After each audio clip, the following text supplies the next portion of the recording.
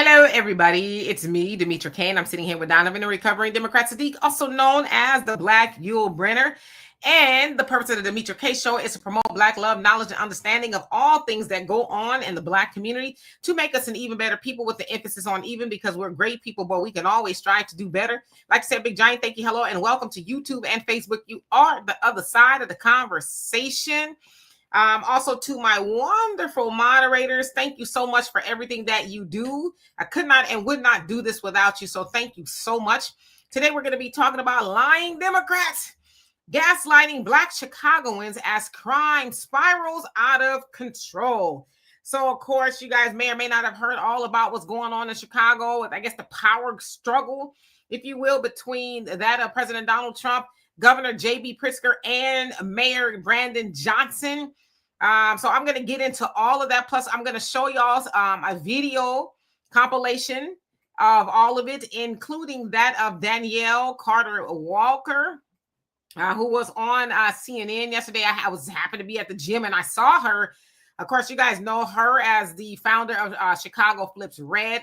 You've seen her all over the place. She happens to be one of the beautiful Black ladies that Trump was talking about. So we're going to have a great hour or so here. Let's see who's on here. Before I give it to Donovan, we have Baraka. How you doing? H. McDaniel. Hope you're doing well. So you ate plenty of barbecue. Did you save me a plate? Brother Reggie, how you doing? Hope you're doing well. Clifford, what's going on? Priscilla, Miss Tiffany. S. Williams, what's going on? Troy, Brother Dom, my triple OG moderator, Kevin Clark, Mr. Wiggum, how you doing? And Black America, what brings you here today so early? And Mr. Ernest, how are you doing? So, Donovan, what say you? What say me? It's 3 o'clock. That means it's Demetra K time on a Sunday. You guys, thank you guys for joining us once again. Have these great conversations. If you guys want to keep these great conversations going, please, there's a red banner at the very bottom there. You guys see it scrolling? The banner at the bottom, that one.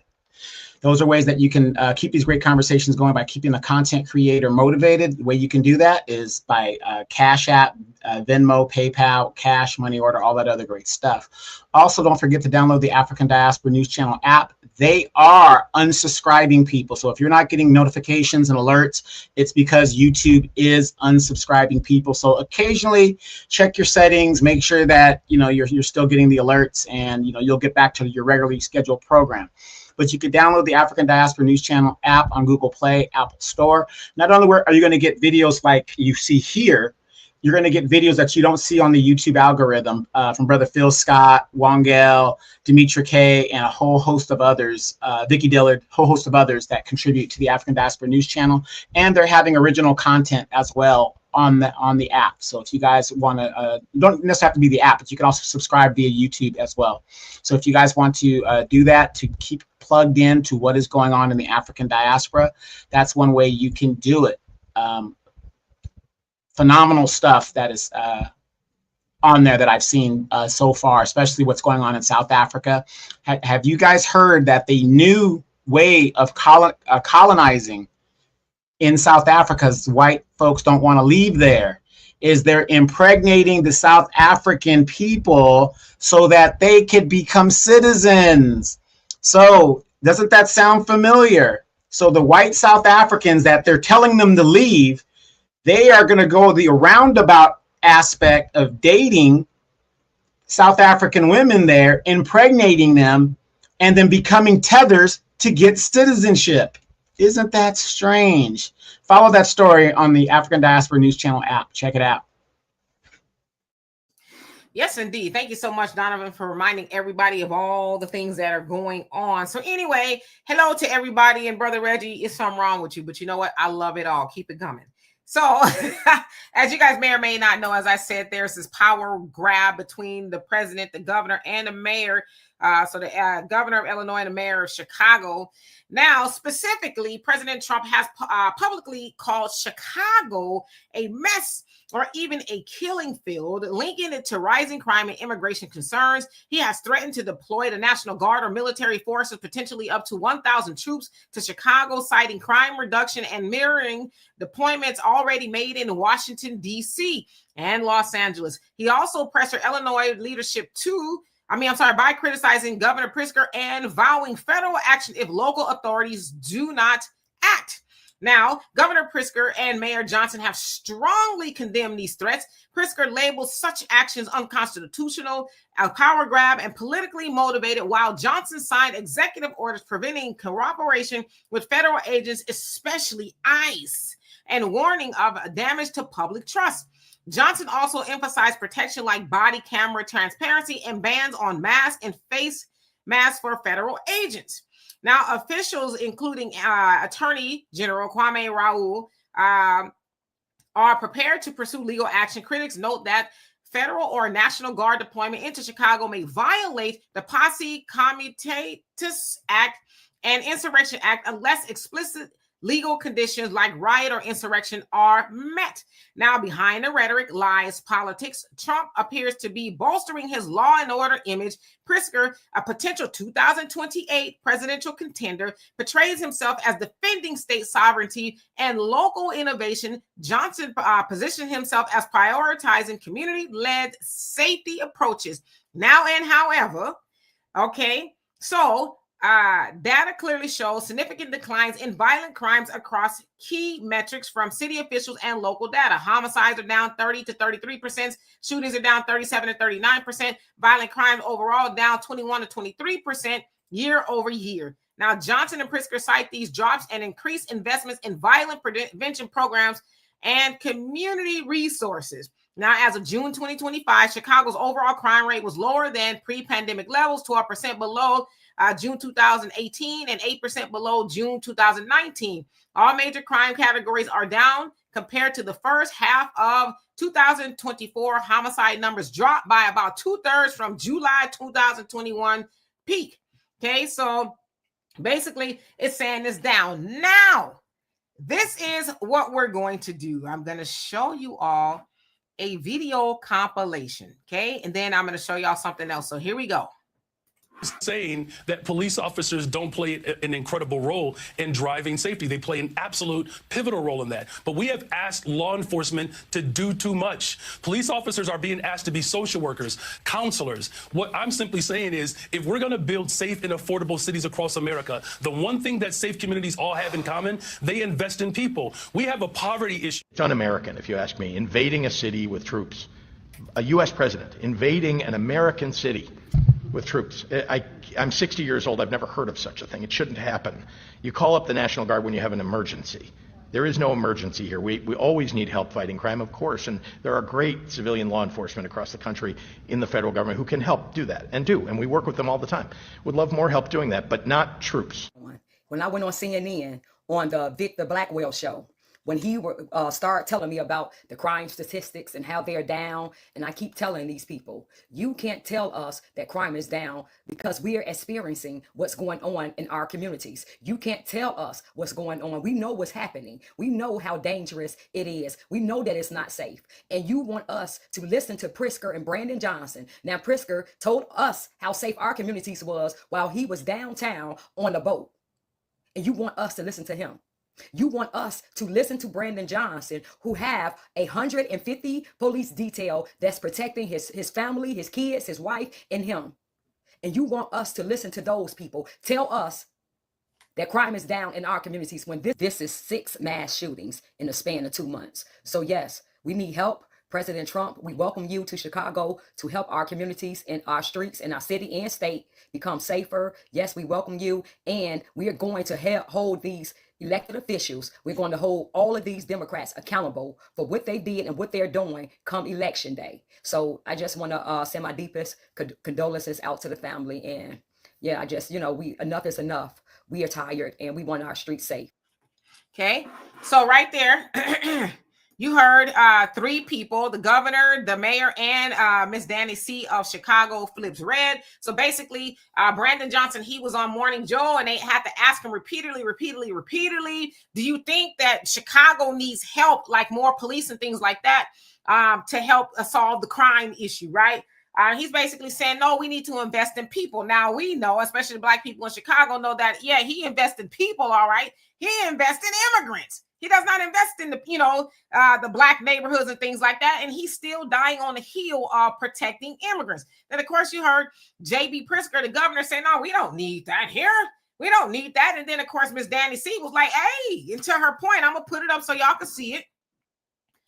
To her point, and let's go to the bottom where it says ABC 7 Chicago, at least 32 people have been shot, 3 fatally in shootings across Chicago so far this Labor Day weekend. Now, the weekend ain't even over because tomorrow, right? Everything's closed. It's a day off. It is Labor Day. Now, here you see Governor Pritzker reposting what Donald Trump posted. So basically, Donald Trump says 6 people were killed. This is before, the number that we have now. 6 people were killed and 24 were shot in Chicago last weekend. And J.B. Pritzker, the weak and pathetic governor of Illinois, just said that he doesn't need help in preventing crime. He is crazy. He better straighten it out fast or we're coming. MAGA. President DJT. Then Governor Pritzker says, why don't you send everyone proof of life first?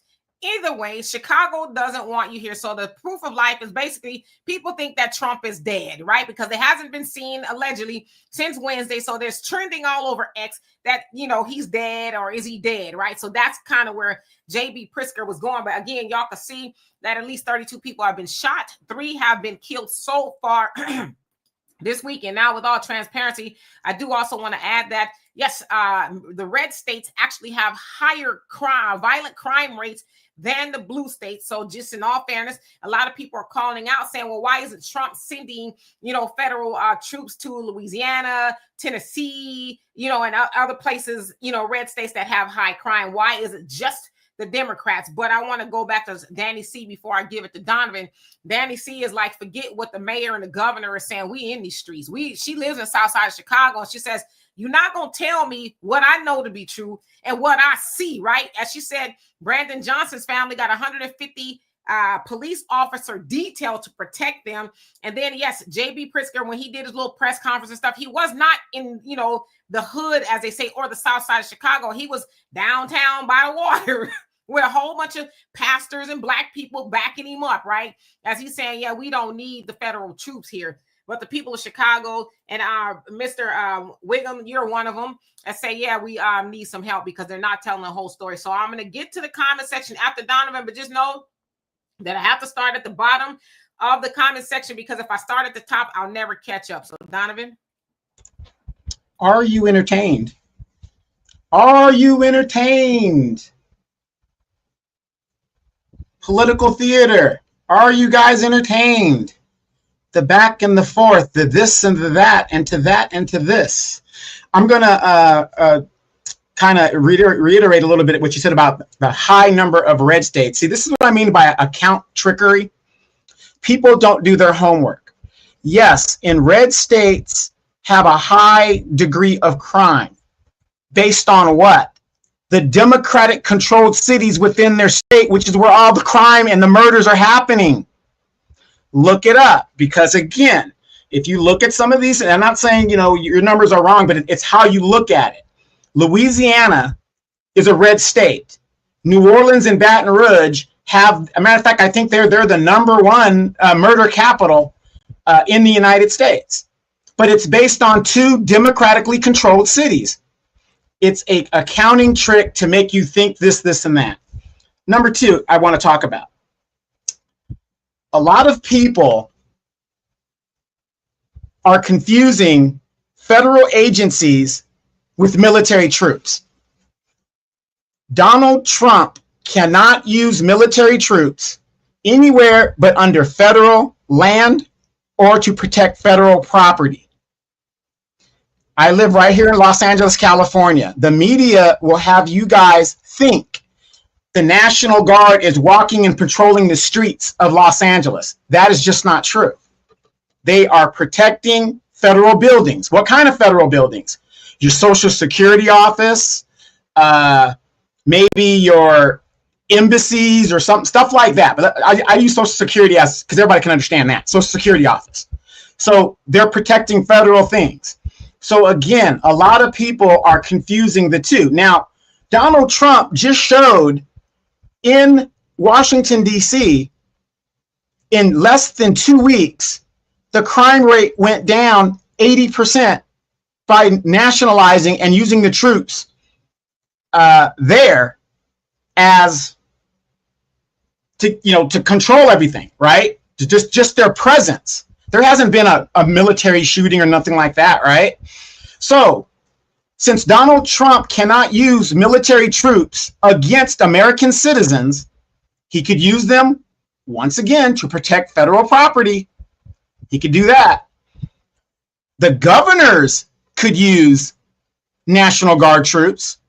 There's nothing that says the governors can't use it. So why aren't we asking ourselves this? If Donald Trump can control crime and reduce it by 80% in Washington, D.C., which is controlled by Congress, why don't these Democratic governors use the National Guard to lower crime in Democratic cities? Cities like Oakland. Oakland is a bombed out city, but not once did Gavin Newsom decide to use the National Guard troops. Why aren't we asking that? This guy Pritzker, the governor of Illinois, okay, fine, because Donald Trump can't do it, and they know it. Everybody knows that knows anything. Donald Trump cannot use federal troops against American citizens in America. He can't do it. The governors can. Shouldn't the question we should be asking ourselves is why is not these governors to lower crime in their areas doing it? You want to know why? Because Democrat leadership dwells on chaos. Gentrification cannot happen unless it happens in an area that is very violent and chaotic. And they allow it. They allow it to thrive because it gives them the justification of more federal dollars, and it lowers the property rates to move the people off of those properties so that the developer who funds their campaigns, both sides, Republicans and Democrats, but I'm talking mostly about Democrat cities, funds their campaigns, and then they redevelop that land and makes it for a higher price. The test bed was Los Angeles. How many of you guys remember the movie Boys in the Hood? Boys in the Hood, what did Furious say? They do this, this, this, and this. Gentrification takes about 30 years for it to work. They let the violence go. They let the drugs go. They let the prostitution go. They let anything goes in those communities and act like it takes all these years to solve it, all these programs to solve it. Please explain to me how Donald Trump solved the problem in Washington, D.C. in less than 2 weeks. That's the question we should be asking ourselves. And yeah, I mean, and everybody's got a point about it. But again, that thing about the red states having high crime, I agree. That is true if you look at the numbers. But where is the high crime coming from? The democratically controlled cities within those red states in general, not in all cases, but in general, in most of those cases. And yeah, so Donovan, to that point, then why isn't he sending them into those states? Because and Easy's right. The highest crime cities are Memphis, Tennessee, a red state, Missouri, a red state, Maryland, it's a blue state, Jackson, Mississippi, a red state. So even regardless of what that is, why doesn't he send the National Guards there as well? Because he can't. Because he can only send. Wait. Hold on. Let me ask you a question. Wait. Because you talk for like 6-7 minutes. Okay, give me a moment. Okay. We know that he can't unless he federalizes. So he can Donovan, he can under certain circumstances if he federalizes that particular area. Yes, that takes an act of Congress, but normally it's up to the governor. So let's give it some context here. So with that, because I hear everything you saying, but because he's talking about, I'm going into all the blue states, Chicago, Los Angeles, New York. He's in D.C. right now. Federalizing, he federalized Washington. It's a little bit easier for him to do that in Washington. But to your point and everybody else's point, because what we're not going to do is say, it's just the democratically ran places in those red states. It don't matter if it's the democratically ran areas. It still needs to be taken care of anyway. So why isn't he sending them into the red states where the crime is high in the Democrat areas? And I'm going to get to you guys' comments. Because like you to answer your own question, he can't. he doesn't have the authority. He only has jurisdiction over federal property. DC is federal land. He can do that. He could only nationalize the troops to protect federal property, buildings like Social Security, whatever. No, okay, wait, let me finish. So let's say he wants to go into Chicago, right? How many federal buildings are in Chicago? How many? That's not, going to be. Wait. That's not. The question is, why isn't he talking about doing it to the red states where the crime is the highest as far as cities are concerned? Why is he just talking about the blues? We're not talking about can he? We're talking about why is he talking about only in the blue states and not the red states? Well. Oh, okay. I see what you're saying. Because aren't you entertained? Aren't you entertained? It's political theater. His enemy is blue. He's going to talk about the blue states. So, I mean, I know what you're saying, but that's what he's going to do. It's political gamesmanship. That's all it is. Why would he want to talk about a governor that's a Republican, so-called like he is, and bring that onus on him? He's not going to do that. It's all about the red and the blue. So he's going to talk about the blue states to put the light on them. That's the gamesmanship of it. So in a nutshell, he's being disingenuous. Got it. Okay, Jupiter, how you doing? Says good evening. I had to explain to people who never served that National Guard troops picking up trash is called police called. Ask any vet, we clean all the time on garrison and unit level. Yeah, so a lot of people talk about them picking up trash and stuff. I mean, they work for the federal government. They're going to do what they tell them to do. I think that's, pretty simple. Gold Star, how you doing? Says we have way more than 13%. Let each FBA family who live in cities have single family homes in the suburbs and watch our population rival whites. Okay. Oops. Brother Wiggum, and I'm reading your comments because I know that you are in Chicago and the rest of y'all too. I'm gonna read everybody's comments, but you say the Democrats want to see us kill ourselves. The Democrats are cruel and dangerous. Yes. Dr. J.H. Irons, how you doing? Says because Democrats don't give a damn about black people, and none of them do, right? Deb knows how you doing. Long time no see. It says Donald Trump can use federal troops for logistical purposes. The logistics information is just transferred to the FBI, and FBI then work in tandem with the local police departments. Easy says all them cities I listed have the highest homicide rate. That is true. And let's see here. And being forever, how you doing? I read your previous comment, and I'm sorry to hear all that. He says we need Donald Trump to get rid of all this white collar crime in Chicago and Cook County in the courthouse and Cook County administration. Yeah, all of it, right? Don't just talk about some of it. Go do all of it, right? Which I say, let's keep it a buck. It is, hold on a second, Donovan. It is being disingenuous. Monet, how you doing? Yes, Detroit too as well, easy. Let's see, your brother DeWiggum says they have been trying to get me to sell our house and I'll be finishing paying it off in less than 4 years and I won't be 50 years of age at that time. Okay. M. Jones, how you doing? Says Tennessee is a red state, but Memphis has a Democrat leadership mayor. That is true. Let's see who else haven't I seen. Brother Arson, how you doing? Says, how are you? Donovan addressed the very point I was going to ask about the states being red, but the heavily affected cities being blue. So question, how do you believe crime should be handled? Well, me personally, I think that it can be handled. They don't want to handle it. When I say they, I mean the Democrats and Republicans aren't interested in handling either because they're in a red state. If they wanted to handle it, the governors, if they really, felt like Trump really did, they could send the National Guards into their own states. But why I also say a flag on the field? Because a lot of those states are saying, hey, yeah, we're going to send the National Guards to Washington, D.C., bypassing the cities in their own states that probably could use it. I'm not necessarily advocating for National Guards. I think that should be a last resort. But why are they bypassing their own high crime ridden cities and going to Washington, D.C. instead of saying, hey, let's clean it up right here? See, we got to start asking some questions and stop going with talking points.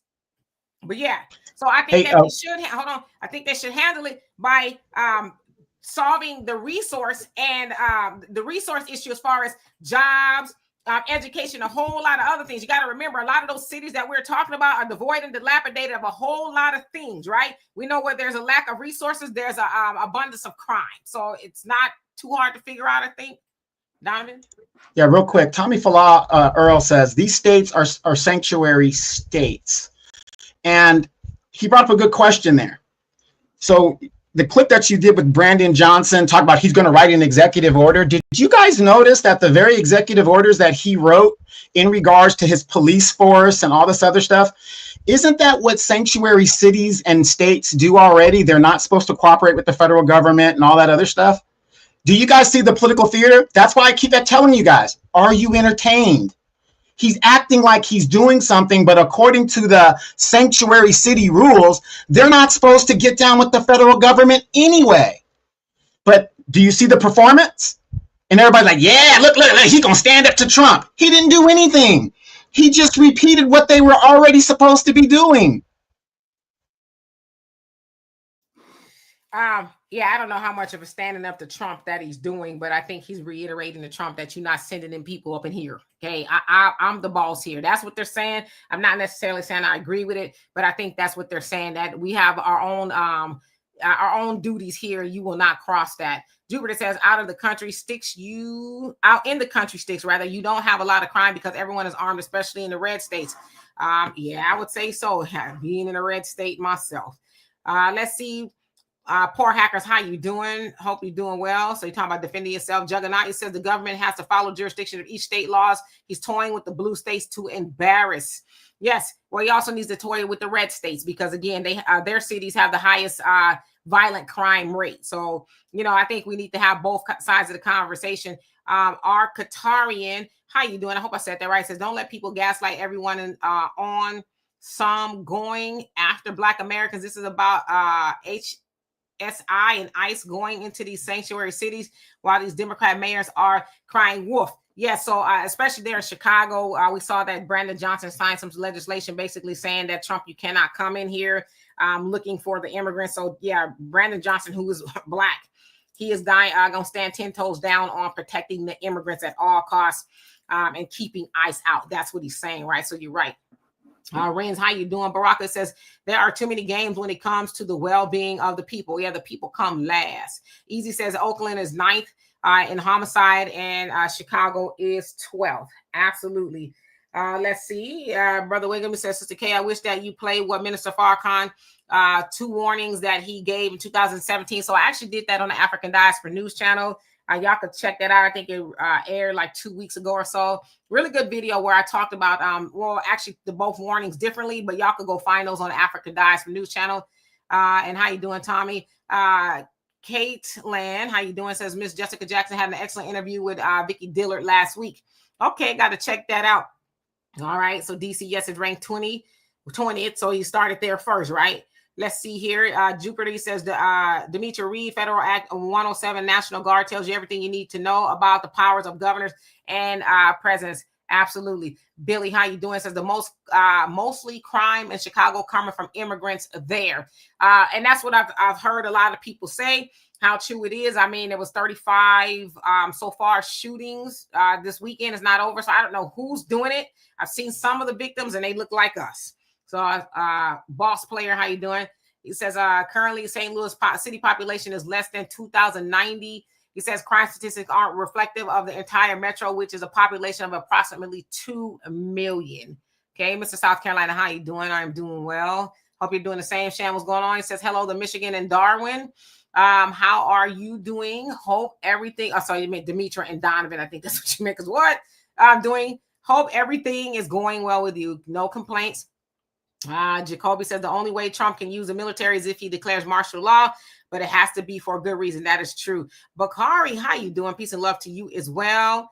Brother Wiggum, you say the executive order is not worth the paper that it is written on. Again, nothing for Black Americans.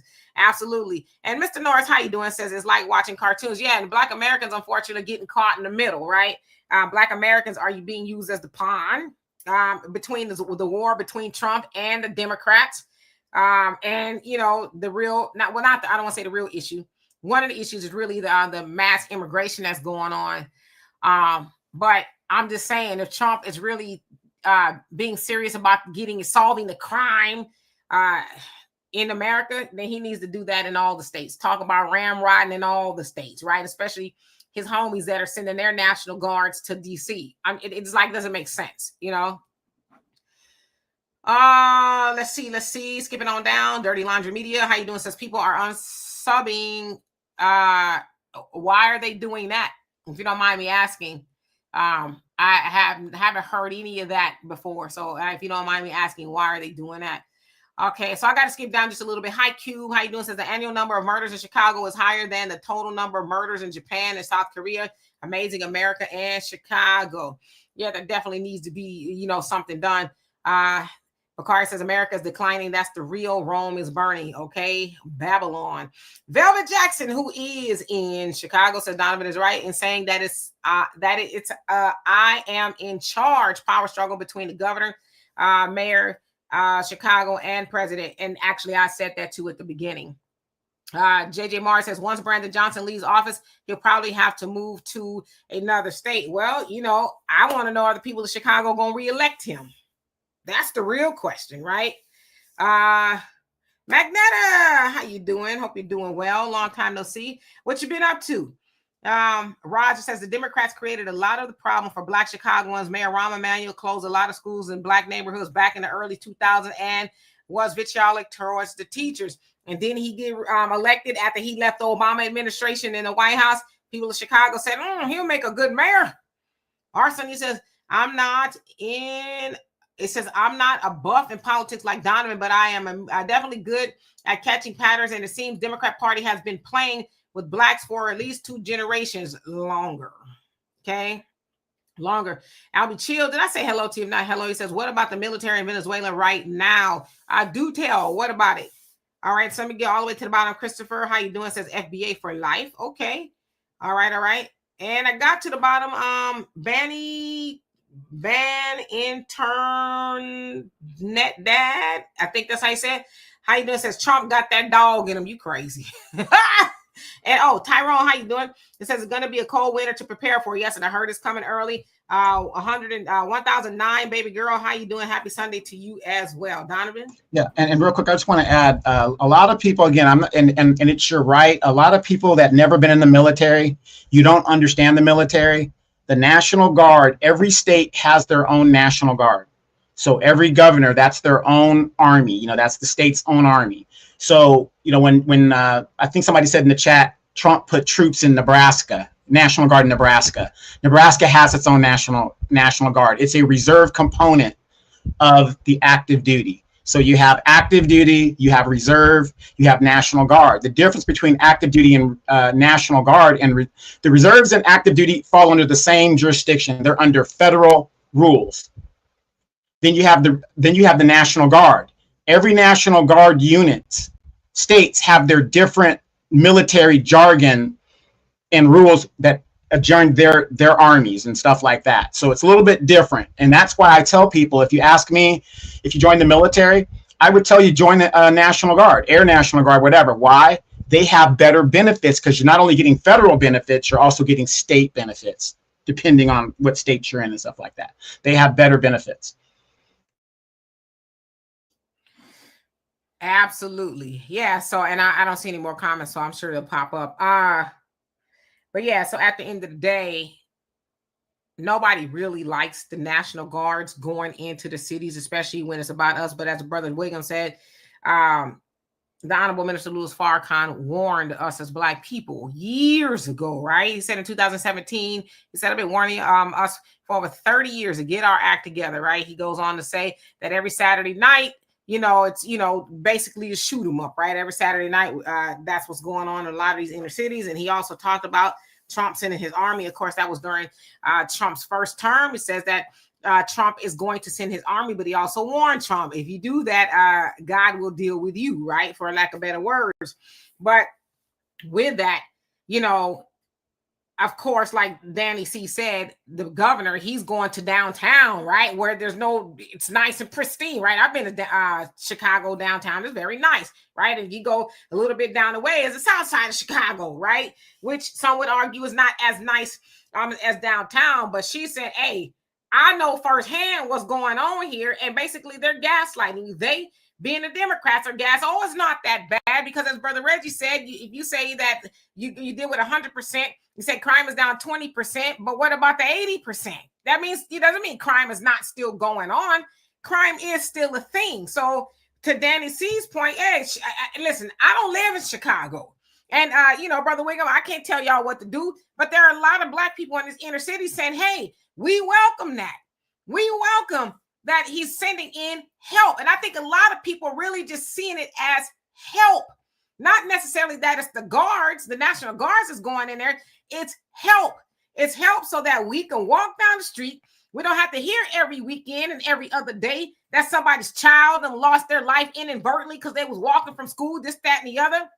Some grandma, grandpa, whatever, have their lives snatched from them because there's some shoot 'em ups going on, with the knuckleheads or whatever the case is, right? So to Danny's C's point, and Brother Wiggum, the people can't tell them what they should have going on in there. I guarantee you, Mayor Brandon Johnson don't live in those areas. If he lives on the south side of Chicago, I doubt it's the south side, right? He probably lives on the good side because that's how it is, right? J.B. Pritzker, his family, they're billionaires. He's worth $4 billion. So I doubt very seriously that he goes through the south side of Chicago and saying what's good, right?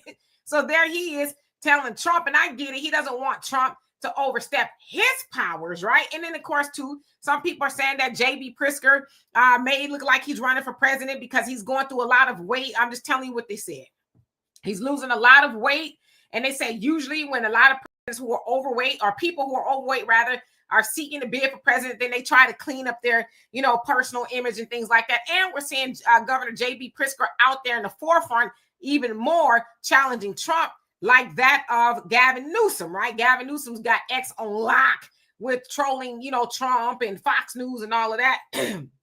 They also say that he may be running for president, but at the end of the day, regardless of what it is, kabuki theater, political theater, however you want to call it, the people of Chicago, our people, are saying we need help and we don't really care where it comes from, but we need to solve this problem. And don't you ever not believe that the problem is not solvable. It is solvable. They choose not to solve it because, in a sense, it's city sanctioned genocide. If they take care of each other, you know what I mean? Like pew, they take care of each other. We ain't got to do it. And also we got to fill these beds in prison. So we'll put the shooter in prison, and then we'll continue to, get rid of the Black American race, because that's what they've been trying to do since we were freed off of those plantations and we were no longer an asset to them. And make money off of it. Right. So, let's see. Go to the comment section. Yeah, and real quick, the last president that weighed over 300 pounds was William Howard Taft. We haven't had a president that has been over 300 pounds since that guy. And he went on to become a Supreme Court justice. That is true. Brother Reddy says that part, stop voting for that clown, y'all. Put Beetlejuice, you know what, aka Lori Lightfoot out now, do the same with old Brandon. And I saw her on the news last week talking about nobody's asking for nobody's asking for Trump to come here. And it's like, so you calling Danny C and them liars? Now, lady, you know damn well they talking about flip Chicago red, and there you are looking like Beetlejuice. And I totally agree, she look like Beetlejuice. Look at Beetlejuice on the news talking about nobody's asking for Trump to come here. It's like, you're just lying. And ever since you've seen Danny C on all the news channels, Fox News and all them saying, I'm that pretty black lady. I'm the one that's saying, come here. Yeah, but isn't that crazy? Here's a woman that got booted out of office, basically, disgraced out of office. Beetlejuice. She got disgraced out of office. And these people they keep coming back. Have you guys noticed this? No matter how much shame they bring and little that they do for their people, they keep returning like they're the Moses of the people. How many of you guys saw your girl Maxine Waters this morning on MSNBC? Well, I think we need to invoke the 25th Amendment on Donald Trump because something is wrong with his head. I want you guys to think about this. This woman is talking about invoking the 25th Amendment on Donald Trump, but didn't have that same emotion on Joe Biden. And we saw for ourselves during that debate, Joe Biden just freeze up. He's just done. But no Democrat talked about using the 25th Amendment on that president. But this president, who's delivering on what he said he was going to do, And, as Americans, we're so used to getting lied to that when we see a president or a representative actually doing what they say that they're going to do, we freak out. It's like, I'm going to go do this. And then they get in there and then they don't do it. We're like, okay, well, it's the same old, same old. But when they do something, oh my God, what? Oh my God. 25th Amendment. She wants to use the 25th Amendment on Donald Trump.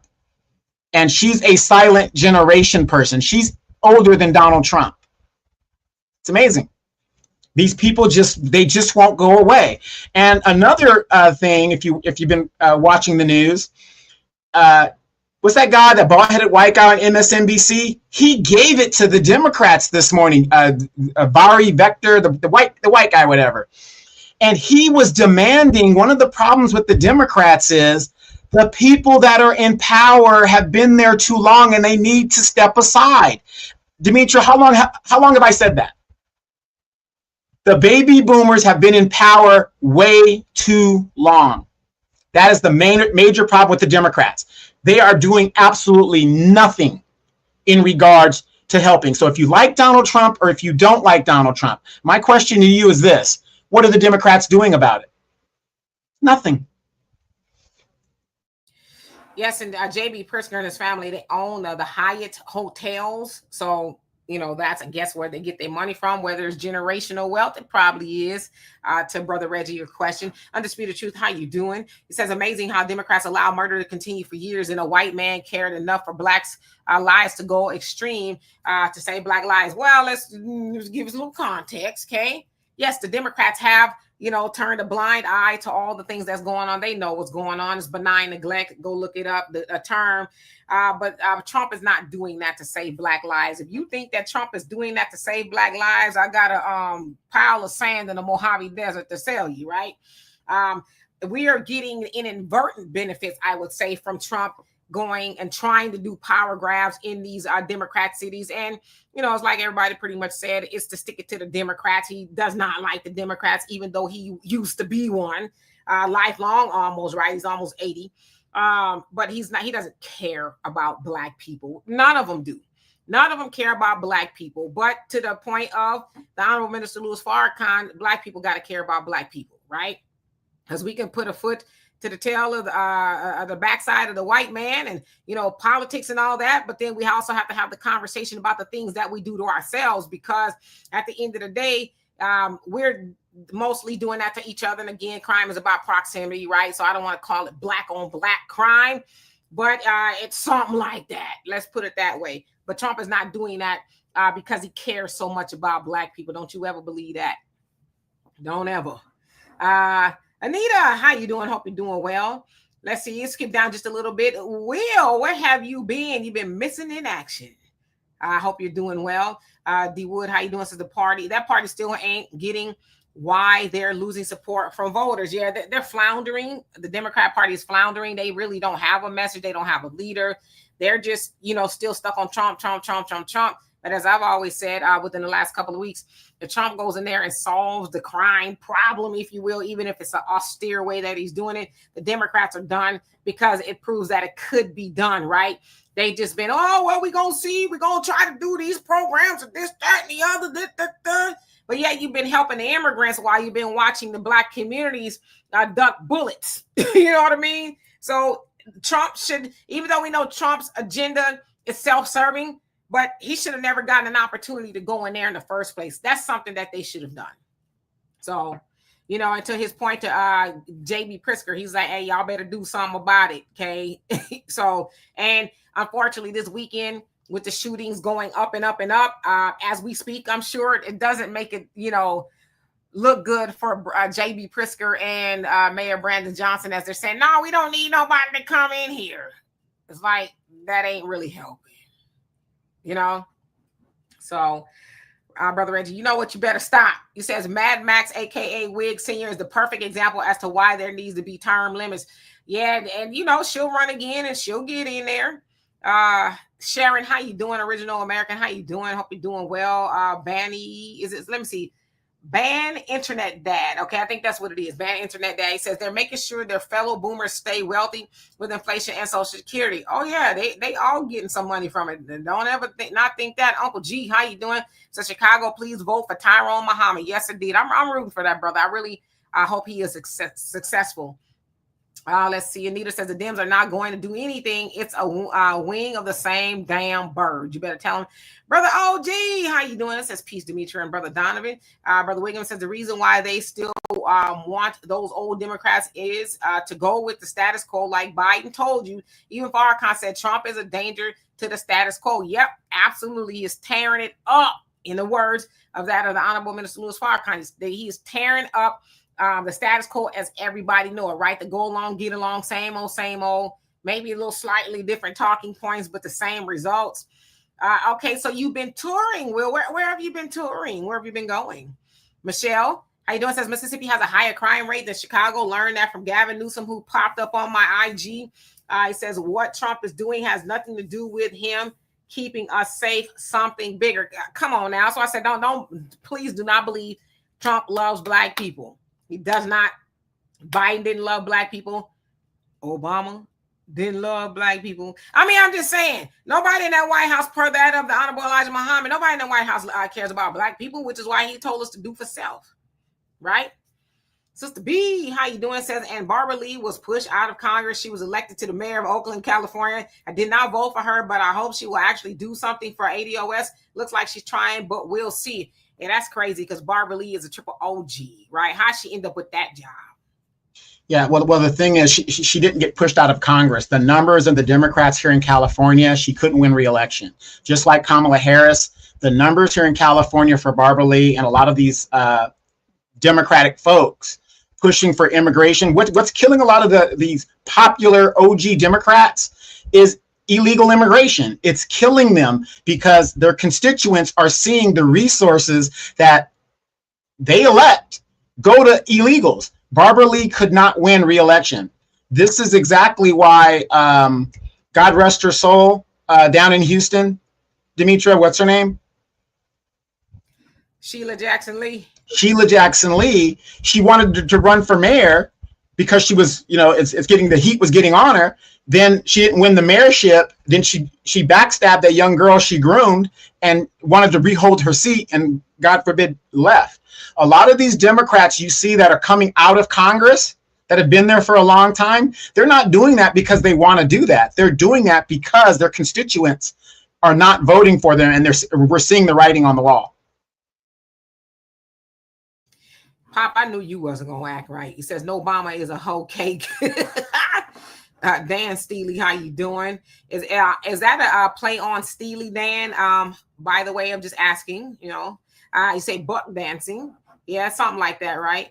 And Brother Williams says Trump is about Trump. What we have gotten from the Republicans and Democrats when it comes to freedom, justice, and equality for Black Americans. Wait, nothing, right? Neither one of them care. Black people, are in the middle, right? Y'all ever play a game of tug of war in junior high, whatever it is, elementary?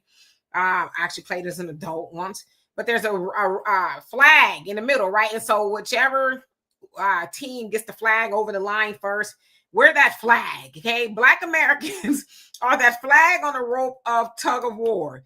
They don't really care about us, but they will use us, right? But as I said, what Trump is doing inadvertently benefits Black Americans, right? Going in there and say, hey, enough of this crime. We got the knuckleheads or whoever, right? I had a white man in D.C. throw a ham sandwich at one of the troops, and now he's facing a federal charge and all. That's crime, I guess, right? But, we're just benefiting from it, I guess, by proxy, if you will. But nobody cares about Black Americans, which is why we got to do for self. Oh, and I'll tell y'all what, if y'all stay tuned tomorrow, when I come on live, I had a conversation with Al Sharpton today. My daughter recorded it, and my God, it's a pretty good one. He didn't hang up on me this time. So where's he taking you to dinner? $500. Hit the Cash App. You pay me $500, ladies. Restaurant of your choice. I said Al Sharpton, okay, not Umar Johnson. And speaking of Umar Johnson, I saw a conversation between Charlemagne and Killer Mike, and I think they really hit the nail on the head in regards to Umar Johnson. Charlemagne says, at the end of the day, Umar Johnson actually did what he said he was going to do. He said he was going to build, right, a school and buy a school. He said he did that. And Charlemagne and Killer Mike, which I agree with that. I agree with this last point, whether you agree or not. They said the rest was kind of up to us. He built the school. He did what he said he was going to do. And the rest was up to everybody else to help him see that to fruition. So if you think about it in terms of that, he did do what he said he was going to do. So I'm just putting that out there. But how do we know that if we can't see any paperwork, whatever? For all we know, somebody else bought this. I'm just saying, using that logic, show us that you did that part, and we'll take the rest from that. Okay, you want to do logic? Let's do logic, because I ain't even got to really think that hard on one conversation. You can't say that the FBI or the IRS is coming after the man for taxes if he didn't own the damn school. I mean, I'm just saying. So it's like, what we keep moving the goalposts. I think it's pretty clear now that Umar bought the school, right? I think it's pretty clear that he owns the school. All the other shenanigans and stuff that's going on with it, yeah, that's a lie, right? They also said, and a lot of people have said, he should have allowed other people to help him. He should have. He didn't, right? You know, like most megalomaniacs, if you will, with a little bit of hubris going on. Oh, I don't need no help. I can do it on my own. I got this, right? And it's like, well, look how far that got you. What did it say? An African proverb? One can go, and I'm going to tear this one up. I already always do. One basically can go, but two or more could go farther. Something like that. Y'all know it better than I do. So Umar really should have just allowed people to help him. So... Right. And again, buying buildings on contaminated land that's going to take millions of dollars wasn't very smart. So again, he should have, you know, just let us see where you're at. See, and the thing, you know, again, that's just Umar. But anyway. Again, that's moving the goalposts, because the man did what he said he was going to do. He bought the school, and, you know, it opening, you know, was, I'm going to say probably 95. I used to say maybe 90% of that was on him, because he rebuffed the help. He should have taken the help. You know, and if, you know, somebody's building a black school, which we all say we need a lot of, right? We need black schools. Yeah, we should have all, you know, did our part, but that should have come after he says, okay, yes, I will concede and let somebody help me who's done this before, because black schools aren't rare. There's black schools. We just need more of them. So as I said, and a lot of people have other said, I think his heart was in the right place. Somehow he got off track. And this is the one thing I'm going to say this about us as black people. We got to get, yes, I said gots, okay? We got to get out of the habit of kicking our people when they're down. That's what we do well, unfortunately, as black people. We kick each other when they're down. We, nah. That's what you get. We got to stop doing that. Now, I'm not saying that's not deserved to some degree, but unfortunately, us as black people, y'all could be mad at me, Obama, his mama, not your mama. But we're very good when it comes to dog piling. We love to do that because, in a sense, and I hate to use the crab in a bucket scenario because I think it's overplayed, but in a sense, that's where it comes from. It comes from, well, hell, shoot, I couldn't do it. I didn't do it. I'm just glad to see you fail. I'm glad that you didn't do it, because if you did it, then that's an indictment on me and my beliefs about my own self, that, oh, you know, I can't do it, so you couldn't do it. Guess what? Together, we didn't do it. So we got to unlearn that, because that is crabbish, if you will. Right. But if the person's not doing right, they haven't helped one boy, and you're sleeping with these desperate moms, you got to call that out too. I mean, evil is evil.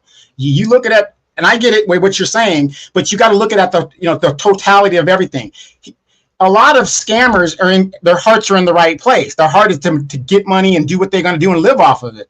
That's my opinion on it. But like I said, I haven't seen this man help one boy. All I've seen is the conscious stripper and all these people coming out. And to me, it's not a good look. I don't care what his heart was in. His actions speak louder than his words. Has anybody seen you help one boy? Yes. Who? You. Okay, so I've seen it, but so if I corroborate that, then it makes it true, right? Yeah. So there's a lot of other people who have said that Dr. Umar has helped their son. So I'm saying now again, and Will, thank you so much for the super sticker, love, and appreciate you for that. So again, are we moving the goalposts? Yeah, the strippers and all of that. Yeah, that's all problematic. But see, then we're coming from the standpoint, listen, I'm not defending Umar. Umar ain't did nothing for me to defend him, but I like to give a little bit of context. We're coming from the, I guess, the standpoint that did we think he was a Messiah? Did we think that he was righteous, right? So I think his heart being in the right place counts. In addition to him actually building the school, what it did not do from that point, yeah, that's problematic because, again, he's not rare where a lot of people, I don't need no help. I got it. No, I know what I'm doing, right? So maybe now his ears and his eyes are open and he'll receive some help. You know, if somebody is gracious enough to help him keep the school, he, probably needs to hire a board, or, get a voluntary board, somebody who's over the money, where he is the face of the business. They need to write, see, this is business part of me coming out.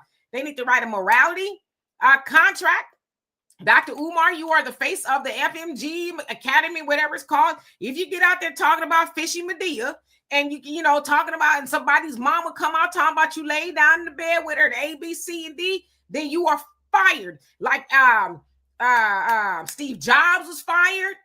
And a whole host of other CEOs of these big time companies and corporations they started. We don't like how you moving, homie. So you're fired. So, but we need these schools. I think that's what everybody agrees. But to keep dogpiling or whatever, I think now the conversation is this school salvageable? And if so, how do we help that come to fruition? Because I think it should be said that, yes, Black boys, especially in America, reading is terrible. Reading at less than a third grade level, even up into high school. And hell, there's some grown adult men who are reading less than a third grade level, right? So I think that school is important, but I think we should acknowledge that the man is not perfect and say, hey, what needs to be done from this point? If that's what your heart leads you to do. Sugar Unique, how you doing? Says Charlemagne is just like a broke clock, perhaps right twice a day. He's still garbage. Well, I don't know. I don't know Charlemagne personally. I don't know if he's garbage or not. I don't like all of his views, but you're right about the broken clock is right twice a day. I think he has some valuable things to say. I think he used to be, anyway, bought and paid for by the Democrats. I'm not quite sure because he does kind of take the Democrats to task now. But I don't know if he's garbage because I can't say that. I don't know him personally. But how you doing? Yeah, don't fall for the Democratic trick. All these Democrats now are calling each other out and trying to see the light. They're just trying to save their skins and get you back on the plantation. It's just another way. They see that what they were doing didn't work. So don't let Charlemagne the God fool you. What's that saying? Fool me once, shame on you. Fool me twice, shame on me. That's exactly what they're doing. They're trying to find another way around to get you on the plantation. Either you stand for something or you don't. You can't be sitting on the fence. You got to make a choice. We only have two major parties. You got to make a choice. Yeah, and to that, I'm not involved in either party, so I ain't got to make a choice to do nothing. I could choose to sit on the couch if I want to. Who gonna make me do something, right? So you don't have to make a choice, and that's the scam. That's the scam. EGT, how you doing? That's the rub. You actually don't have to make a choice if you don't want to. If you don't have to choose the Democrats or Republicans, but they make you think you're supposed to, right? Right. But people like him who make all this money, we know who's buttering their bread and what they're doing. How can you talk about Kamala Harris and the Democrats are so great, whatever, in the last years that he was doing that? Now, all of a sudden, he's calling this person out and then calling that person out. Come on. That's ridiculous.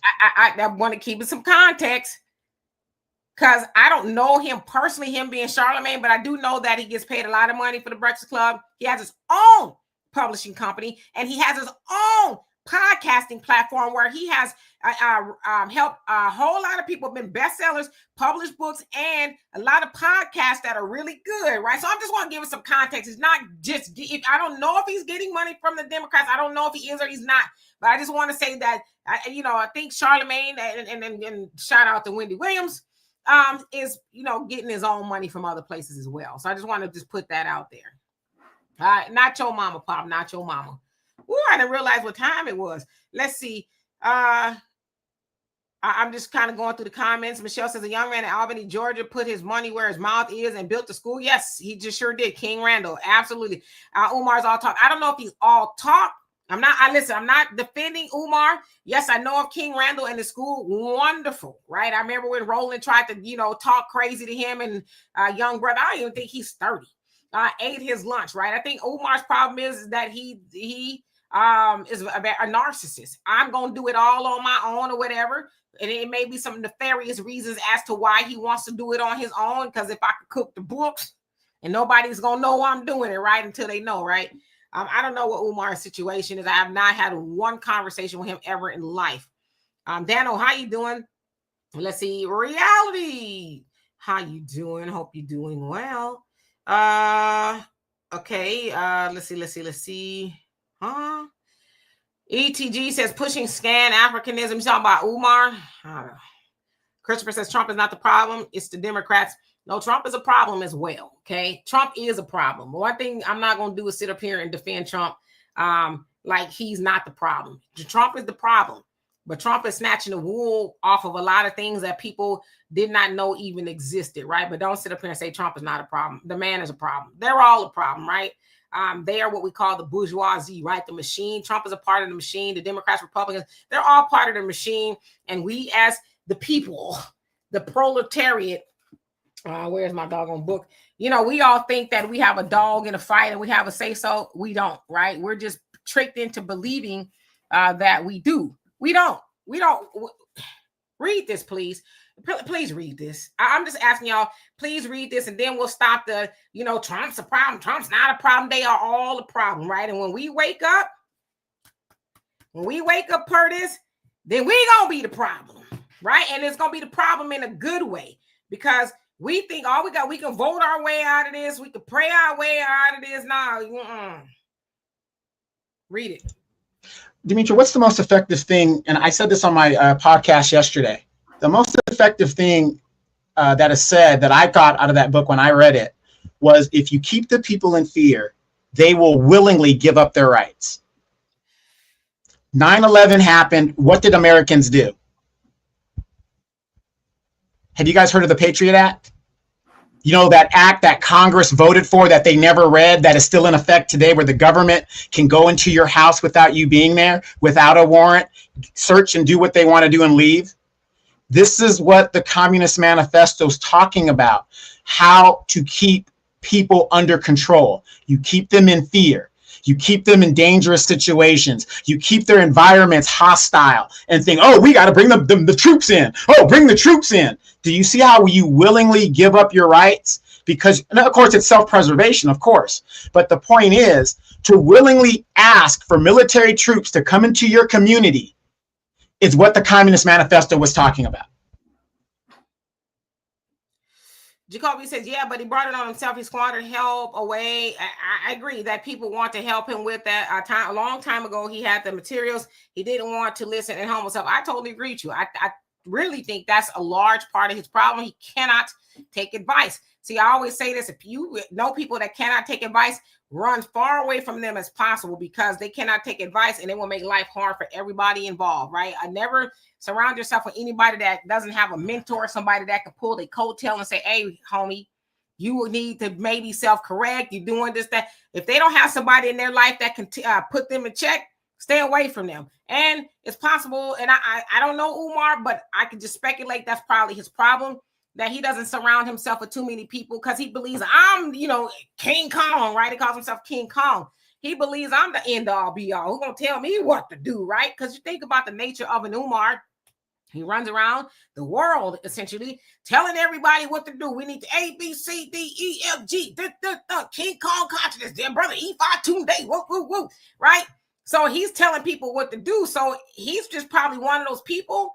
I call it a victim of their profession. He's a psychologist, right? But he can't take advice. He can't take correction. So that, I believe, is mostly his problem. Nobody can tell him what to do. So, as my daddy always said, I love my daddy. Remind me I need to call him. If you can't take my advice, you can't take my money either, right? So I concede that totally. African Native, how you doing? Says, good news is that no student ever failed on, you crazy, an exam at Dr. Umar's FDMG Academy. Pop, you say Umar would have been better off buying a hot dog cart, handing books out, and making slushies with the dirty hot dog water, or he might have been. But yeah, he could have started small. A lot of people start small, but he wanted to go grand, right? So that was, definitely a problem.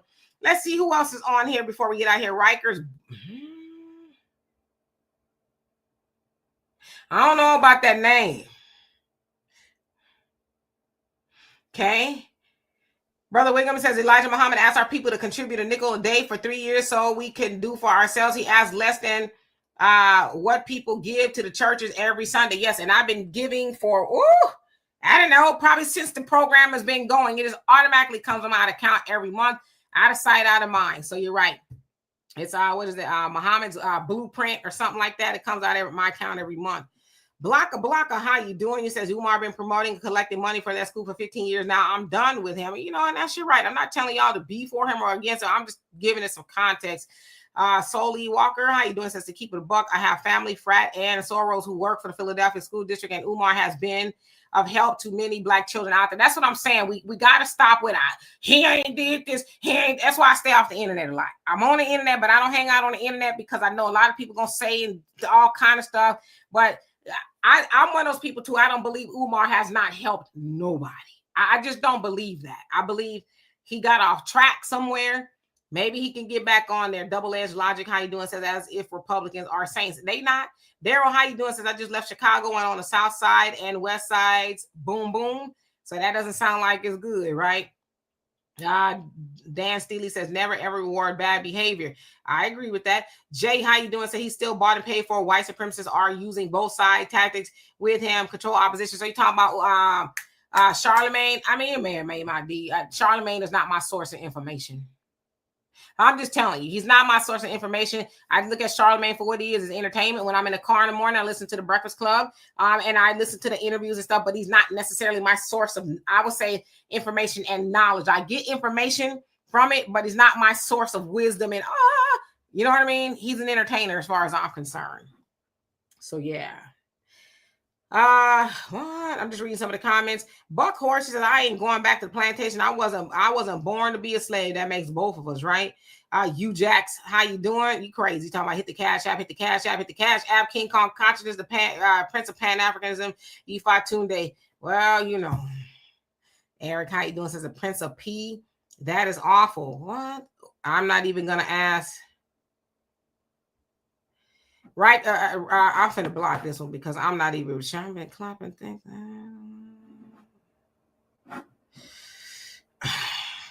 I'm gonna keep reading. Sister B says Dr. Umar's number 1 narcissism, 2 refusal to be held accountable, 3 DoorDash, what? 4 women and 5 runny nose, hint, hint, keep him getting help. Yeah, and I'm not a drug counselor, but I think that could be one of the issues. Do not quote me on none of that. Will says, I don't associate with either party. Funny thing, at work in the break room, these fellas keep Fox News playing. I mute every time I go for coffee. Yeah, Fox News, they are just, they give the news, but obviously it's from a very right-wing point of view, just like CNN is from a very left-wing. And I did catch part of the Danny C interview with Victor Blackwell, the black, gentleman on CNN who's fashionably involved, as my nephew would say. And that sister tore him up. I was on the elliptical at the gym, so I couldn't really get all of it, but the parts I saw, and I've been trying to find it, that sister ate his lunch. He would never have her back on there again. He thought he was going to gaslight Danny C, and Danny C said, I got the lighter, homie, and the gasoline. And she lit his tail a whole new one. Yeah, and I just want to add again, with these Democrats, these politicians, whatever, it's like the word progressive. Progressive is not what they've watered it down to be. Do you see when they start changing their message? Okay, we're going to start calling ourselves progressives, but we're still going to be voting Democrats. It just doesn't make sense. It doesn't make sense. A progressive wants a change in the system, and that's what a lot of these. It's political theater, you guys. This is all theater. Are you entertained? Progressive is not what these people call it now, and they hijack it to mean something else. We all remember Black Lives Matter. That was supposed to be this, that, and what happened? It turned into something else at the national level, whatever the higher level of it did. Yeah. More threads. Thank you so much. Love and appreciate you for that. He says, I'm not here to clown Umar, but he has been offered help and options. He arrogantly declined. His own words, he don't need no help. His team is filled with experts from the East to the West Coast. Yeah, and I actually personally know people who have offered him help that are successful, right? And they built schools as well. And he told them, no, I don't need no help. So, that's why I said I know that he's personally turned the help down. So here he is, right? And it's sad and it's embarrassing. Common Man says President Trump isn't a politician; he's a statesman. That's what people don't understand. Very true. Brother Reddy says his mama called him Jermaine. I'm gonna call him Jermaine. Solely says, yeah, Edward Snowden told us the power that we willingly gave the U.S. government to invade our lives. Yeah, we give them to them all the time, especially on these, internets and social medias and a whole host of things, right? Caitlin says, it was announced earlier this week that they have 4 new COVID vaccines. Yes. And it sounds like here in Texas, COVID is going up. Right. And Will says, DC brothers ain't going to play with them. Yeah, I've seen a lot of pushback. HDLC, how you doing? Says those who give up freedoms for safety deserve neither. Benjamin Franklin. Yeah, it's going to come to a point to where people are going to say, it's either do a right. Valerie, how you doing? Because I believe FBA requested ICE, not the National Guards. Is it the National Guard being used because protesters are attacking ICE? Please explain. Well, originally that's what happened in Los Angeles, right? That's what happened in Los Angeles, but then in Washington, D.C., Trump cited the high crime rate, right? That he needed to federalize Washington to get a hold of the crime rate after the former staffer of Doge, a white boy, I think he's like 19, 20 or something like that. I don't know. He was allegedly attacked by some thugs in Washington. So that's when Trump said, I'm throwing down the gauntlet. And hence here we are. But yeah, ICE is what was the original focus. Now, Easy says, so Donovan, we are not free, correct? Free is an illusion, correct? Correct. Think about it. If you paid for your house and you don't pay the property tax on it, even after it's paid off, can the government come in and take your house? Yes, they can. So obviously we are not free. We never will be. Okay. I just got to delete somebody. Bam. Let's see. Who else haven't I seen? I know we're going over time. Boss Player, I see you, but I read your comments. Says the system is designed to discard you anyway. You might as well stand up and advocate for yourself. Yeah, that's going to happen anyway, right? Gone are the days of people being apathetic and docile, right? Like, oh, well, I'm just going to sit back. And Bakari says Dr. Umar has fallen to his ego like a lot of good brothers turn egomaniacs. I totally agree with you. Ego is a hell of a thing. Yeah, real quick, Baraka 2710, sorry if I butchered that, says, how do we, the Black people, get our own party? We already have our own party. It's called the Democratic Party. See, that's the problem. We are the only group in this country that moves as a monolith. And what's it gotten for us? It's gotten absolutely nothing. Demetra's issue isn't the same as my issue, and my issue isn't the same as your issue. So if I vote as a Republican sometimes, you vote as a Democrat and vice versa. We Black people, to have a party that's specific to Black people, it's detrimental to us as a people. We should not be moving as a monolith. That is our problem. That's why the Democratic Party, to which Black people vote for 90% plus for the last 80 years, look what it's gotten us. So we can't be moving as if we're one people, because we're not. We have different interests. I'm in California. Demetra's in Houston. You've got people in Philadelphia. Different issues have different ways of solving it. So we've tried having one party and supporting one party. It doesn't work. We need to vote our individual interests, which is better, which makes these other parties work for our vote. Absolutely. I'm just reading. Yes, easy. Black egos get the best of some. I mean, most people's egos do, right? Ego is a hell of a thing. Reality says, how can we purchase a giant background photo? Donovan? Oh. A creative mindset. How you doing? Says the term progressivism and the Progressive Party was started by the KKK. Interesting. Yes. Will says absolutely correct. A recovering Democrat. African Native says no property taxes for retirees. I like that. Daphne, how you doing? Says Grand Rising Dimitri and Donovan. Hope all is well. Happy Sunday. Yep, all is well. No complaints. Yeah, and real quick, if you're a military veteran, you can get, depending what state you're in, California, you can get your property tax exempted, but you got to file for it every year. But that's because you were in the military. So. Yeah, I think the same thing here in Texas. They call it homesteading or something like that. So yeah, Bokor says the mighty DC is here. If you ain't lived in DC 50 years, you don't know ish about my city. You better tell them. Sister B says anyone concerned about COVID use ivermectin. I don't know how true it is. I've heard a lot about it. It says for prevention and treatment. I've had sick folks all around me and never contracted due to taking this. It blocks receptors. Yeah, I've heard a lot of people talk about it. I've never contracted COVID. I stay away from people. I'm, know that that's not the only way not to contract it, but I think also I have a pretty good immune system.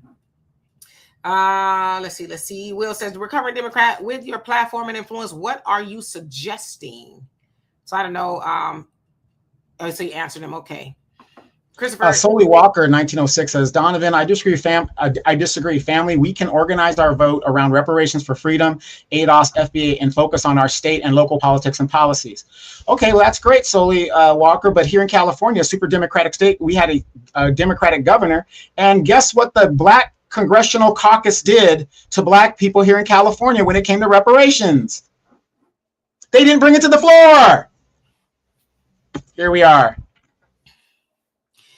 Ernest, he says the Democrat Party used to be the party of the people, except for one thing. They took the bag of money from the Zionist Jews. Democratic Party now is trash. Well, it's never been the party of for Black people. No party has ever been the party for Black people. Democrats, in a way, became, and I'm saying that loosely, right, just for context, the party of Black people because they used Black people during the FDR administration. He was a Democrat, and he was suffering in the polls for his 99th run damn near as president, but he needed the Black vote. Now, we were Republicans, and so that's when we started to switch over. He needed us, so he included us in the New Deal, right? The New Deal, right after the Great Depression, was programs and things like that to help white people essentially get back on their feet. We were not included in that originally, so we were then included with that, and that was also at the behest of his wife, Eleanor, saying, hey, the Negroes can vote too, because at first he didn't even want Booker T. Washington and none of them to come to the White House, right? He did not want to be photographed with Black people, but his wife was like, and essentially they called her the president for a while because he was sick, right? He had polio and all that. They said that at one point in time she was running the country, but she was like, yeah, you need to lose that mindset because they can vote, even though we were disenfranchised, right? This was before the Voters' Rights Act. We could still vote. So that's how we became Democrats. They pretended to care and put us in a New Deal, but they've never been the party for Black people. Just want to give that some context, but I hear what you're saying. Arlene says the Black Caucus sure did not. Yes, and then it sounds like a lot of their seats are in danger with all these redistricting, the maps being redrawn. It's like, well, good, because they ain't really did nothing for Black people, no way, right? Let's see. Valerie says, well, California needs the full force of ICE immediately. The LAPD is scared of the cartel. Mexico running California. That is the word. The Outsider Sports, how you doing? Says Democrats look up what LBJ said about Black voters. Yes, that has been said, that he said that, about the main words. Qatarian, he says accountability is what's happening. Years and years of high crime and Democrat ran cities with no accountability, only undeserved victimhood, communities being boosted for taxpayer money. Joel, how you doing? Says strange. Most people, races, color, religions, we're getting along. It says we're or where. He says getting along yet today. Government has made us enemies. Again, strange how government thinks upside down and inside out. Well, we weren't really getting along. Yeah, when were we ever getting along? When? Yeah, we weren't getting along. Was there as much discourse as there is now? I would probably concede, okay, maybe not, but we were never getting along. Black Americans especially have always been used to help everybody else, right? Every blood, sweat, and tears that our ancestors laid down in this soil, everybody else has benefited from, including the people who are being sent back through the mass deportation, right? they were able to come over here and benefit directly off of the backs of Black Americans. And then once Black Americans say, yeah, we're finally going to sit this one out, then everybody really showed their true colors, right? So I don't think it was ever an issue of us getting along Black and brown, right? We say Black and brown, but they only say Black and brown when they need the Black to go help the brown, never when the brown is supposed to show up and help Black. So I hear what you're saying, though. AW, you say Charlie, somebody and Nick Johnson show us the worst hoods in U.S. Do your own research, see who the mayors and council people are and why these areas haven't been helped. Well, we know why they haven't been helped. I think I know who you're talking about. I see a lot of these creators going into how can I say this? They make a lot of money off of exploiting the hoods and things like that. So I get what they're doing. They ain't telling us nothing we don't know, right? And they're not even telling us those things necessarily because they want us to know, to help us. They're telling because it's clickbait and it's more views for them to exploit the horrors of the hood. So yeah. And real quick, Solely Walker 1906 says, Donovan, then we vote them out, but we cannot continue to use excuses as a tool. We need to be strong and competent people. We can do the impossible if we begin to fight. We gonna overcome one day. Yes, we will. We shall overcome one day. Yes, we will. Yes, I agree with you. But let me tell you this, Solely Walker, and I'm not trying to make fun of you. I'm just trying to let you know that is a good idea. We tried that. I ran for political office. Demetra K was right there with me. You could vote these people out. But guess what? When you look at these Black Democrats, whatever, are they Black first or are they Democrat first? They're Democrats first. How do I know that? Because when I would go to try to get support, when I was a lifelong Democrat, Demetra, what did they give us? They gave us a thing to fill out.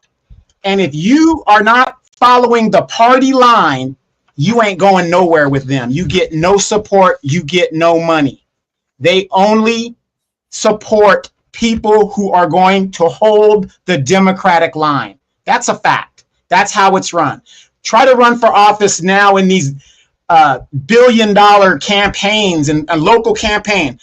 I live in a city of almost 211,000 people. To run for city council, you need at least $30,000 cash to start.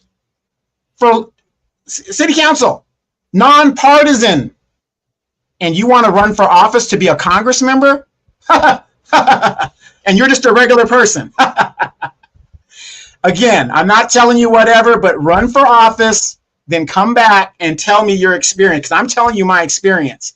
It's deeper than you guys think. If you are not doing what the party tells you guys to do, you won't be in that office seat much longer. And there's always somebody willing to do what it is they want them to do. Joe, he says white people way back to Archie Bunker and George Jefferson, racism, but still friends. You do know that was television shows, right? You know it was fiction. So yes, I get what you're saying.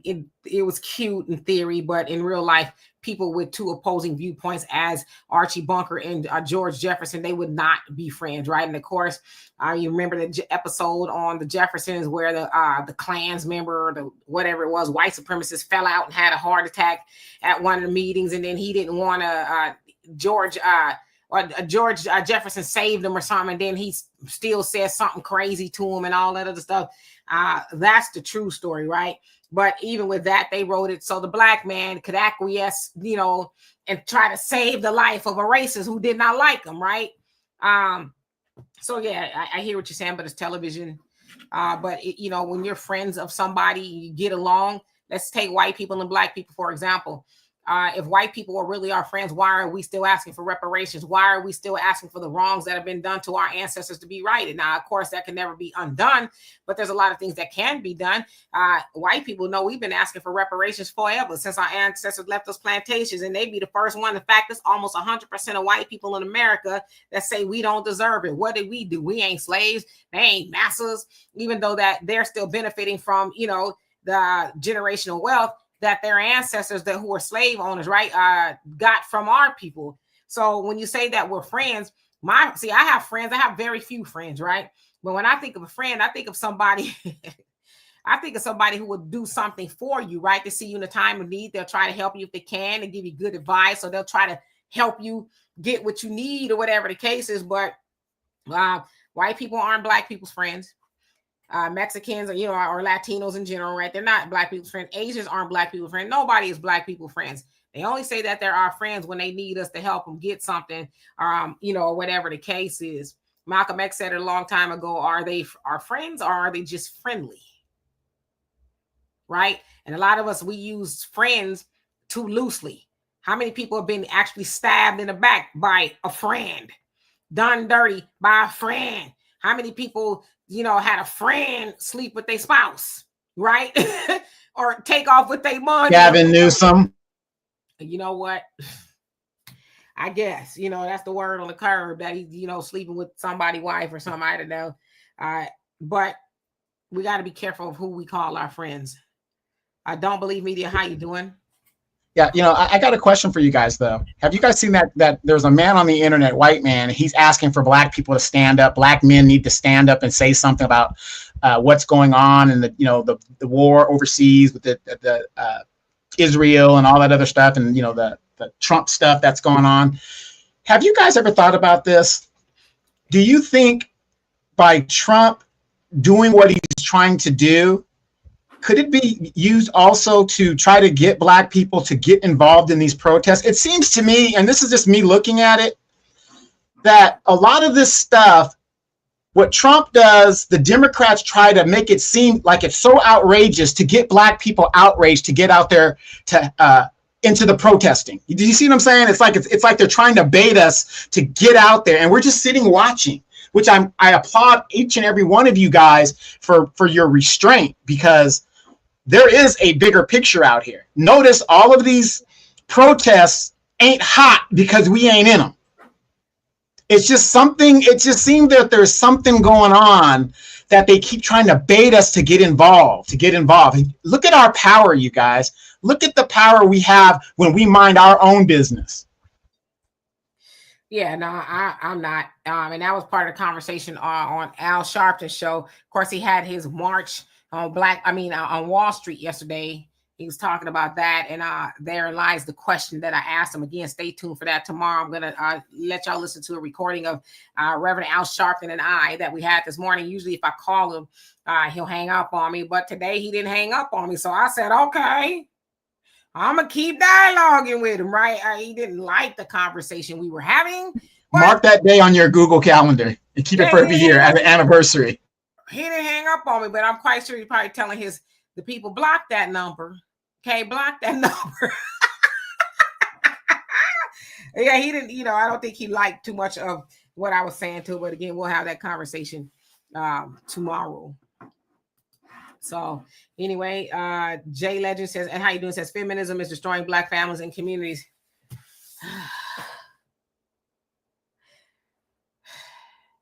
All over the world. Everybody's having the same problem. Don't worry about it. It's called modernism. See, to me, it's just too much of a cut and dry conversation. Y'all keep on saying feminism, and I'm not a feminist, okay?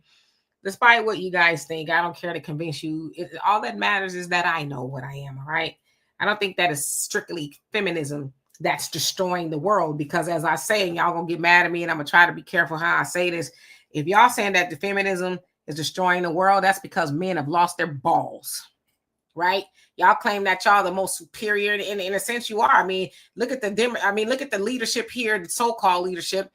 Here in America, it's mostly men. But y'all talking about this feminism, and I think you said black feminism. Let me say, I want to be clear. It says feminism is destroying black families, so I don't know. But it has something to do with it. But it's not the only reason, because when you say feminism is destroying black families, then you leave off the black man, you leave off the government, you leave off a whole lot of things. Hell, you even leave off, to that point. See, y'all got me started. What's destroyed the black family during slavery? Was it feminism? Feminism wasn't even really a thing like that back then, because women, black and white, shut the hell up. You know, when the man told him to, and mostly the black woman shut the hell up when the white man told her to shut the hell up, right? Because the black man didn't have no say so. So when you say that feminism is destroying the black family, is that the whole truth? And again, when is the black man? I'm just asking, right? I know sisters got some issues and we think we big, rough, and tough. I always tell you, when I got to drag those trash cans out to the curb, I think, damn, I need a man, right? That's another story for a different day.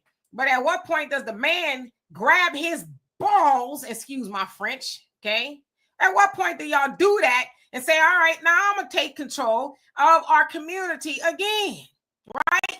Because honestly, a lot of these hard-headed sisters are waiting for the black man to grab them, right? Just let me stop if I get in trouble. Grab them and say, listen, sassafras.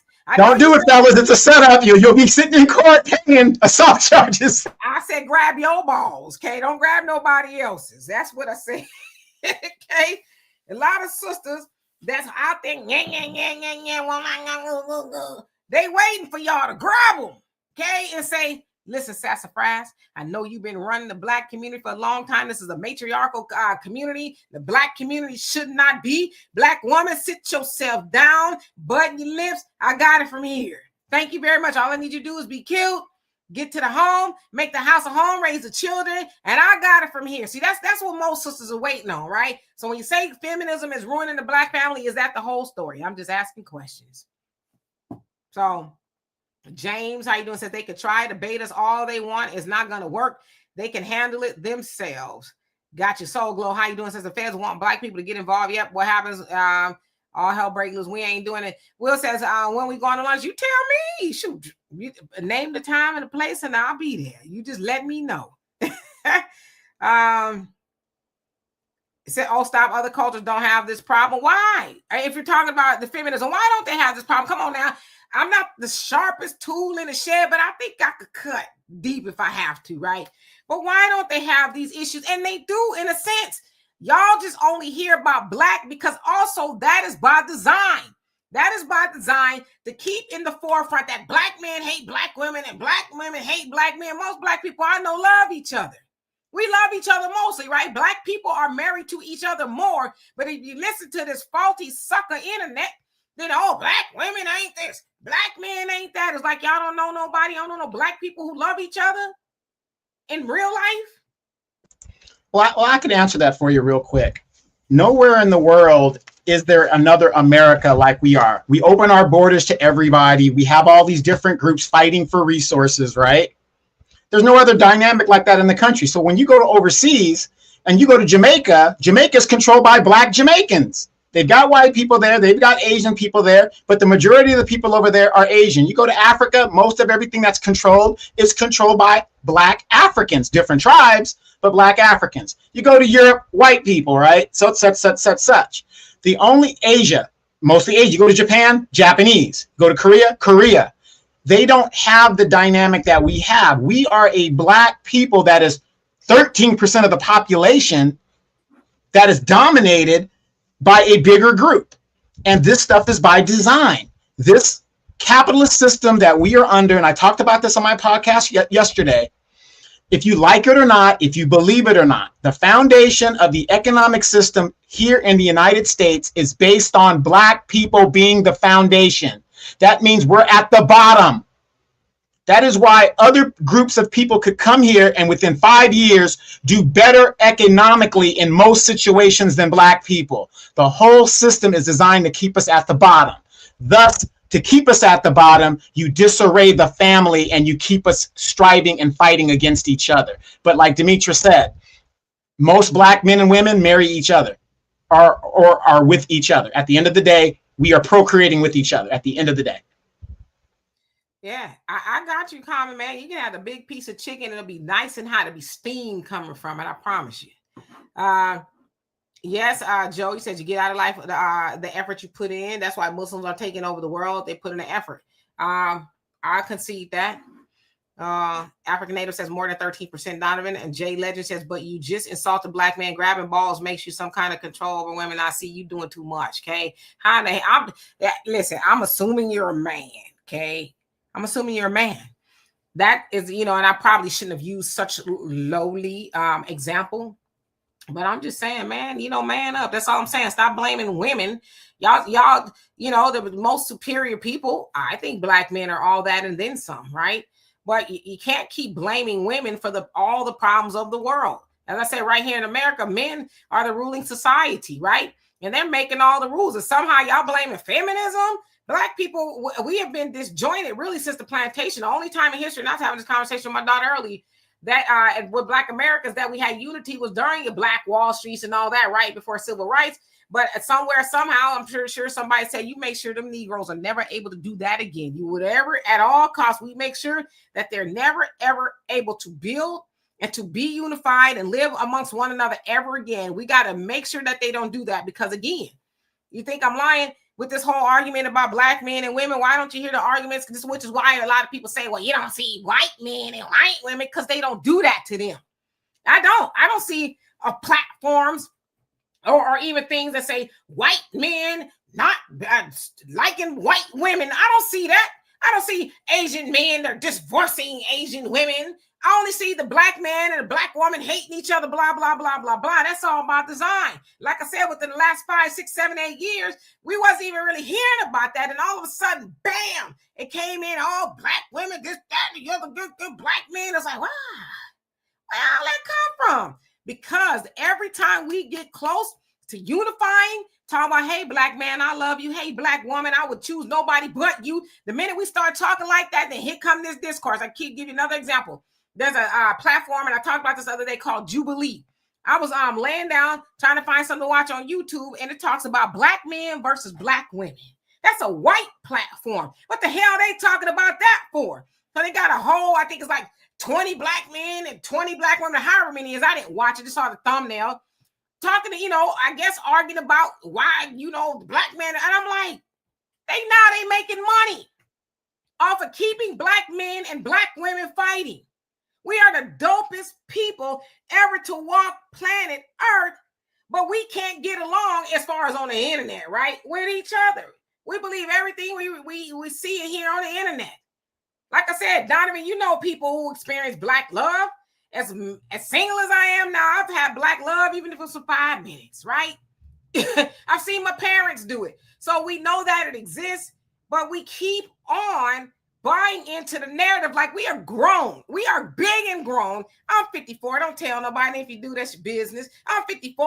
I have reasoning skills. I have enough sense to log onto the internet and see, black men and black women. And I have enough sense to say, I'm not engaging in that. I'm going to scroll. I will not give these suckers a view or a like for any of this foolishness. In fact, I will not further, which is why Donovan and I don't really talk about it much, because we thought we were trying to, have conducive conversations, but it wasn't that, because we're having conversations off of narratives that were built probably from white folks. Throw that out there with black people, because they fight over everything, even a piece of bubble gum and a chicken bone. They fight over everything. Throw that out there. That black men don't like black women, and they going overseas and eat black women. What is it? Save yourself, black man. Yeah, that's some. I ain't gonna cuss. And y'all know who that come from? A funny looking sucker. I ain't gonna say his name. Save yourself, black man. He run around with a woman. Be nice, okay? But he telling y'all, black men, to save yourself from the woman that was made for you to go and dip off in another woman that you got to keep explaining why you put seasoning on your food, right? You come from a black woman, and I know a lot of you black men, when I say a lot of you black men, I mean them over there. I know y'all don't like that example. Y'all keep saying that our mama's black. What other example do you need? Your mama's a black woman who you've learned how to be black from partially, right? Your daddy gave you the other part, but now I even seen some suckers on the internet talking about they mamas ain't nothing. How you talk about your black mama? You let these people, these devils on the other side of the screen tell you that your black mama ain't no good? What kind of fool are you? Yes, I said what kind of fool? Because as many issues that me and my mom had, as most people did, nothing extra, nothing, I would never get on this internet and say that I dislike my mama. And I would never get on this internet and say I don't like my black daddy. Never. So we got to put things in context and say, what is the purpose behind black men and black women continuously having this discourse? Who's benefiting from this? Because when black men and black women aren't together, we don't benefit. As I keep talking about it, y'all see this coming up the road and I'm sweating now. I feel like a Great Depression or something is coming on. But you know who's going to suffer the most? Us. You know why? Because that white woman going to be booed up with her black man or some black man that was told to save himself from a black woman. The Asian woman is going to be with her man or some black man that was told to save himself from his woman. And the black man and the black woman going to be on each opposite sides of the town talking about what we going to do. I don't know. Sounds like you'd be better together. But you listen to the white man tell you that your black woman was not for you and your black man is not for you. We need to knock it off. Well, Demetra, Travis Kelce and Taylor Swift are getting married after two years of dating, and his black girlfriend, they were together for 6 years. Oh my gosh, what is wrong? Zaddy didn't, there's a problem here. Oh my God. See, we love that. As people, we love the drama and the basketball wives and the stupidness. And this is what keeps us handicapped as a people. Honestly, I don't give a damn about Taylor Swift, Travis Kelce, or whatever his name is. Whenever that stuff come up on my timeline, I don't give a damn. And I know who Kayla is, and I don't give a damn about none of that. You know why? Because what's her face? Taylor Swift is a billionaire, and Travis got a whole bunch of money. That don't concern me. He leveled up. He's a white woman. That's who he's supposed to be with. He's supposed to be with a white woman. Any sister is mad about Travis Kelce, a white man being with a white woman, needs to stick herself. What you look like arguing about who that white man should be with? He's with the woman that's built for him. But see, I'm going to tell y'all, some of y'all sisters, this. Listen to me good and plain. Y'all run around here talking about the black man. If a man, I'll get you a brand. Get you a brand. And now you mad because that white man went with a white woman. You was the silly one thinking that you had something to offer that white man. All that white man wanted to do is treat you like a trampoline because to you, or to him, you a fantasy. Oh, I'm gonna get me some of that.